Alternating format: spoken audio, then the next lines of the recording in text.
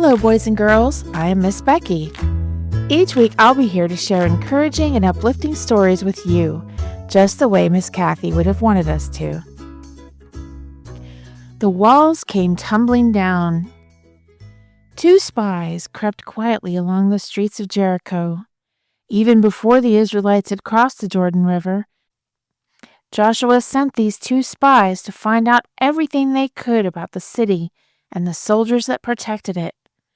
Jericho was a small city, but it protected the way into Canaan, and the wall around Jericho was so strong and so tall that no one could get past it.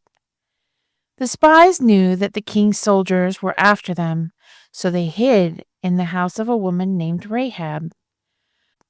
But someone saw them and told the king. Soldiers came to Rahab's house. "Bring us those men who came to your house. They are enemy spies." Rahab said, "They were here, but they left. If you hurry, you might catch them going out the city gates."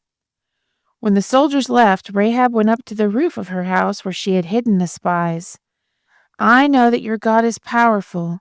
Everyone has heard the stories about how you crossed the Red Sea and how he helped you defeat other kings and nations. When you come to conquer Jericho, please save me and my family." The spies promised her that her family would be safe. Since Rahab's house was on the city wall, she used a red rope to let them down to the ground outside the city so that they could escape. The spies told her, "Tie this same red rope to this window when we attack. Then everyone who is in your house will be safe." After Joshua heard the report of his spies, he went by himself to think and pray about what to do. As he was looking up at the city, he saw a soldier standing nearby holding a sword.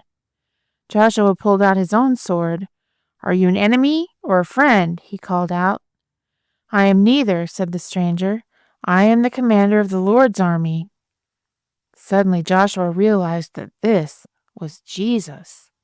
He fell down and worshipped him. "What do you want me to do?" he asked. "Take off your shoes," Jesus said, "because the ground you are standing on is holy. I am giving you the city of Jericho." Then Jesus told Joshua how to fight and win.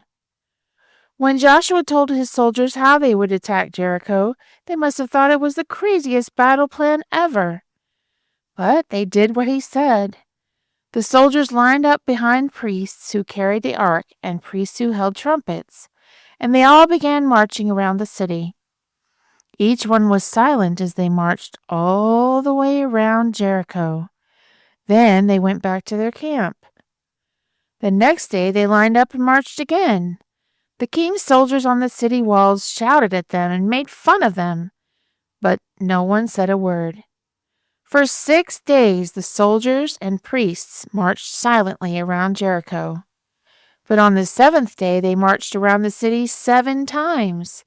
And when they stopped, the priests blew their trumpets, and the people shouted as loud as they could. And the big, strong walls of Jericho came tumbling down.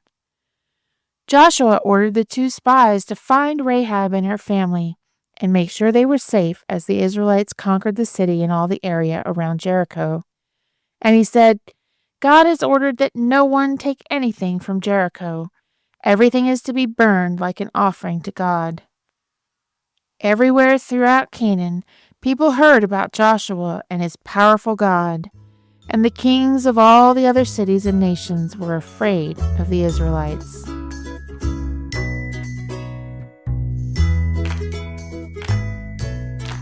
The story you have heard today is from the Shoebox Kids Bible Stories, written by Jerry D. Thomas and used with permission from the Pacific Press Publishing Association.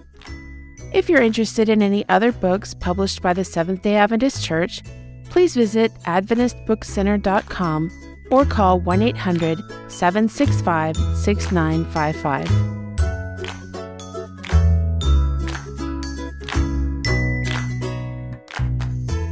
This podcast is a production of the Carolina Conference of the Seventh-day Adventist Church.